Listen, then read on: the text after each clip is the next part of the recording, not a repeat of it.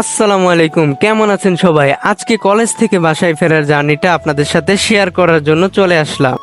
Main রোডে আসার সাথে সাথে আমি এখানে দেখতে পেলাম যে একটা অটো বা বাস নেই। তো অনেকক্ষণ দাঁড়িয়ে থাকার পরে আমি একটা অটো পেলাম এবং অটোতে উঠে পড়লাম। অটোতে ওঠার পরে ভাবতেছিলাম এত গরম, তাও অটোতে উঠলাম, বাসে উঠলে তো পুরো সিদ্ধ হয়ে যেতাম। তো এখান থেকে যেতে যেতে হঠাৎ দেখতে পেলাম অনেক তীব্র গরম, আর সাথে জ্যামও লেগেছে। বায়ু দূষণ, শব্দ দূষণের কথা তো বলাই হয় নাই।